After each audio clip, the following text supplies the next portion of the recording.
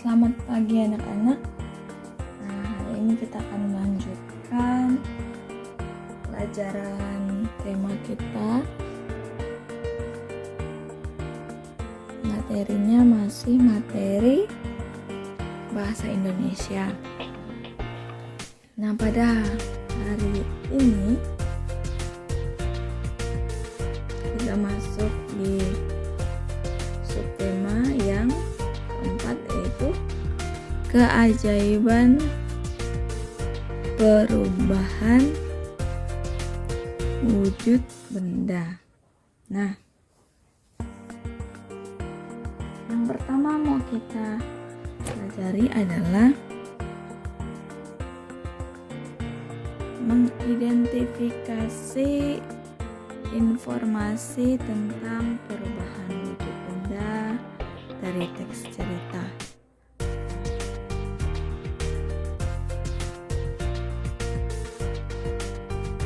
Informasi tentang perubahan wujud benda itu dapat kita temukan dalam bacaan seperti teks cerita atau teks-teks bacaan lainnya.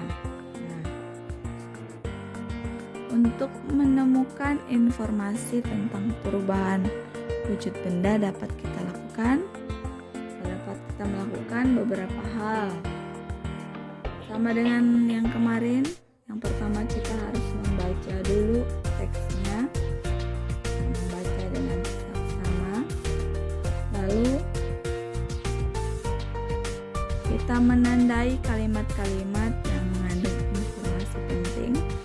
Jadi ditandai itu bisa dengan digaris, diberi spidol, ya, ditandai dengan warna juga bisa. Lalu yang ketiga, mencari arti atau makna dari kata-kata yang baru diketahui menggunakan, sama nih seperti yang gue bilang kemarin, mencari arti kata itu dapat menggunakan Kamus Besar Bahasa Indonesia atau KBBI. Yang keempat, baru kita menuliskan kembali informasi dalam teks itu secara ringkas. Ringkas itu singkat dan jelas. Nah, ini sama seperti kemarin berarti ya. Mengidentifikasi informasi itu sama seperti yang kemarin. Untuk itu yang kedua ada menyampaikan informasi tentang perubahan wujud benda dalam bentuk peta pikiran. Nah, jadi setelah mengidentifikasi, kita dapat menyampaikan kembali informasi yang telah kita baca dalam bentuk lain. Misalnya dalam bentuk bagan ataupun peta pikiran. Bagan atau yang kita sebut peta pikiran itu dibuat berupa gambar skema.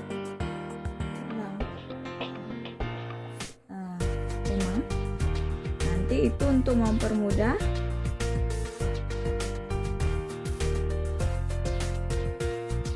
kita dalam menjelaskan suatu informasi. Nah, ada langkah-langkah untuk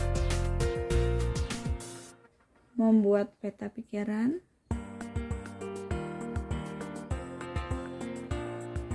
Pertama, sama, kita harus membaca teksnya dulu. Lalu yang kedua, kita cari informasi-informasi penting yang ada di dalam teks. Lalu yang ketiga, kita susun informasinya secara berurutan. Yang keempat, kita tulis informasi dalam bentuk bagan atau peta pikiran. Nah, di sini Ibu ada bacaan teks. Nah, ini bisa kalian lihat di buku petik kalian halaman 99. Ini adalah proses pembuatan tempe.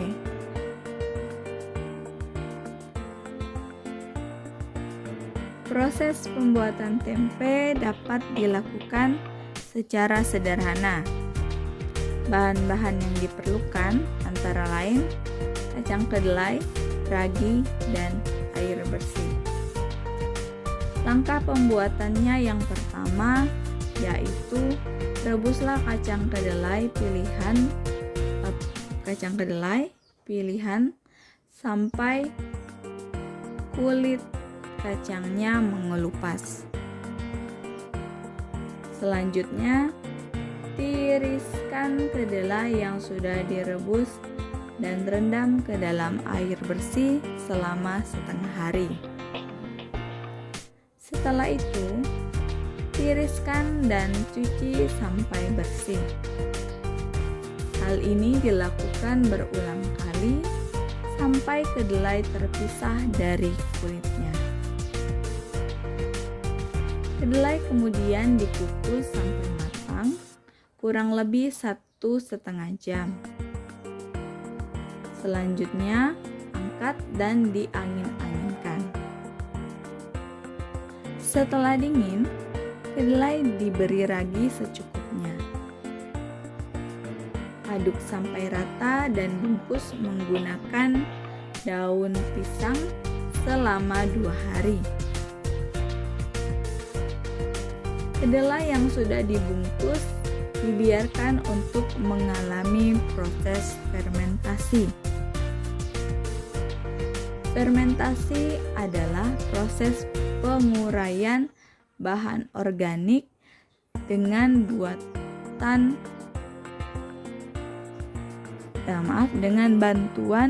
mikroorganisme. Pada proses tersebut, kapang atau jamur tumbuh pada permukaan dan menembus biji-biji kedelai. Kedelai akan berubah menjadi tempe.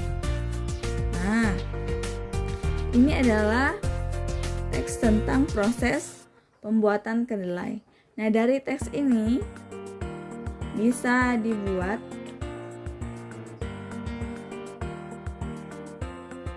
peta pikiran. Nah, bagaimanakah bentuknya? Nah, ini ada contohnya. Kalian juga bisa lihat pada buku petik halaman 100. Contohnya seperti ini. Jadi dicatat dulu terlebih dahulu, lalu kita buatkanlah peta pikiran.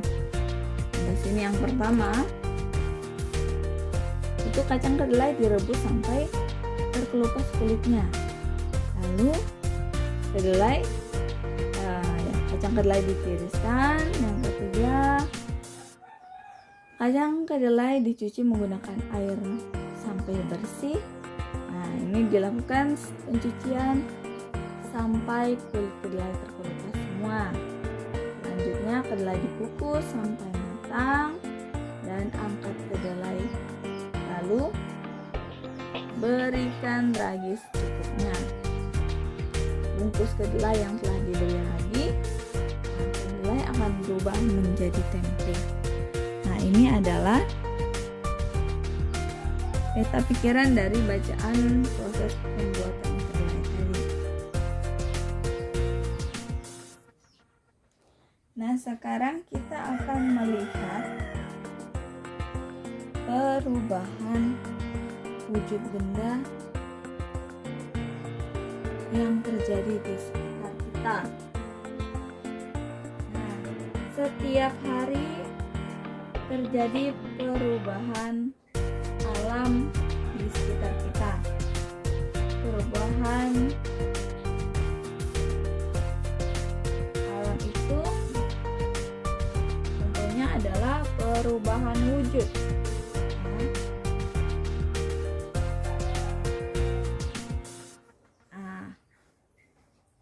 Hujan itu terjadi karena adanya perubahan wujud.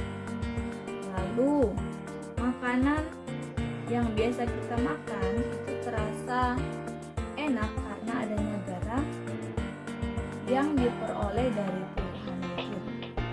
Nah, ini yang pertama kita mau belajar melihat perubahan wujud pada garam. garam itu dihasilkan dari air laut.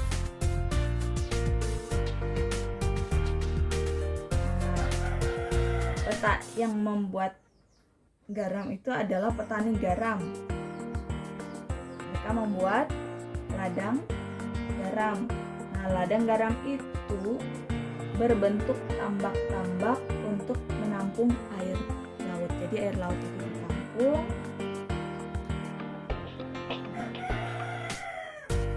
Lalu petani menyiapkan petak-petak tambaknya.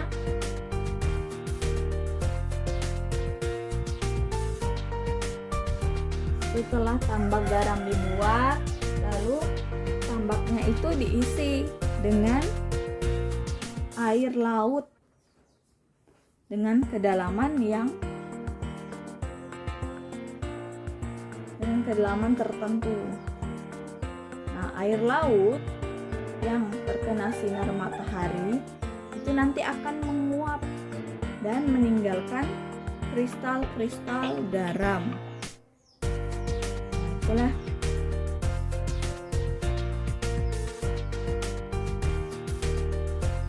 proses terbentuknya garam.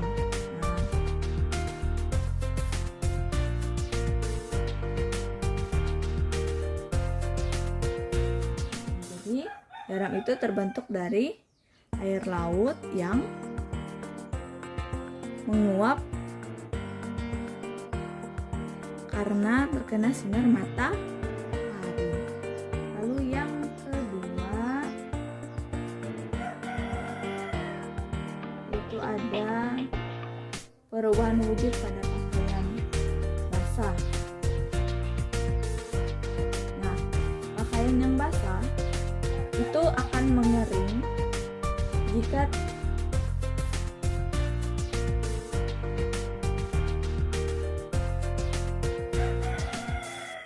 terkena sinar matahari. Kenapa? Karena baju yang basah itu akan menguap jika terkena panas matahari. Ya. Jadi itu proses perubahan wujud pada pakaian yang basah. Jadi jika terkena sinar matahari, maka airnya akan menguap, air yang ada di baju itu akan menguap, maka bajunya pun kering. Lalu yang ketiga itu ada perubahan wujud yang terjadi pada pemanasan global. Nah, apa itu pemanasan global? Pemanasan global itu sering juga disebut sebagai global warming. Pemanasan global terjadi jika suhu bumi meningkat akibat dari pemanasan global itu, es di wilayah kutub akan mencair. Nah, hal ini menyebabkan perubahan air laut akan naik. Jika kita biarkan, maka di dalam puluhan tahun mendatang nanti akan tenggelam pulau-pulau yang ada. Makanya jangan sampai es di kutub utara itu mencair. Lalu suhu juga meningkat. Nah, perubahan global itu terjadi karena polusi udara yang tinggi juga itu menyebabkannya. Asap-asap kendaraan dari kendaraan bermotor dan asap pabrik itu juga menyebabkan pencemaran udara. Ya, akibatnya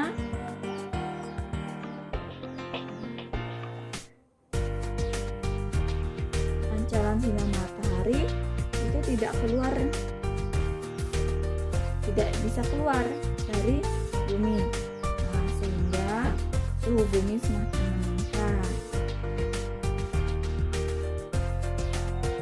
Lalu yang keempat, kita akan melihat perubahan wujud pada embun. Nah, embun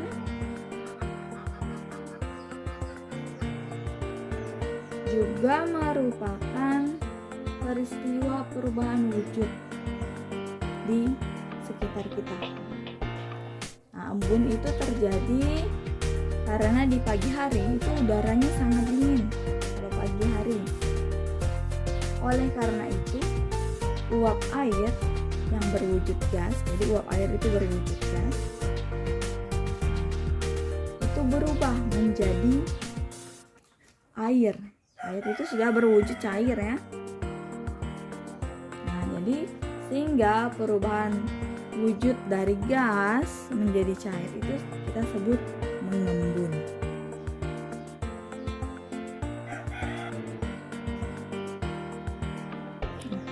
Tahukah kamu bagaimana hujan bisa terjadi? Nah, sudah tahu atau belum? Hujan terjadi itu karena adanya perubahan wujud. Nah, jadi sebagian permukaan bumi itu berisi air. Jadi sekitar 70% permukaan bumi, sekitar 70% dari bumi itu semuanya air ya. Nah, ada yang air danau, ada air sungai, ada air kolam, ada juga air laut ya. Nah, air di permukaan bumi ini airnya, proses hujannya itu jadi dari air, nanti airnya menguap itu karena terkena sinar matahari, menguap, lalu uap airnya akan menjadi awan. Nah, uap air itu akan naik menjadi awan, nanti awannya akan mengembun menjadi titik-titik air. Kemudian titik-titik airnya kalau sudah penuh nanti akan jatuh ke bumi, itulah yang dikenal, yang kita sebut sebagai hujan. Nah, ini proses ini kalau sudah jadi dia akan mutar lagi nih. Sudah hujan, balik lagi, nanti air yang ada di bumi itu menguap lagi, lalu menjadi awan lagi, menjadi titik-titik air, lalu menjadi hujan. Tuh terus mutar terus ini, berputar terus. Ini namanya siklus hujan ya. Oke, itu untuk pelajaran hari ini. Terima kasih anak-anak sudah menyimak penjelasan sampai akhir video. Terima kasih. Selamat pagi.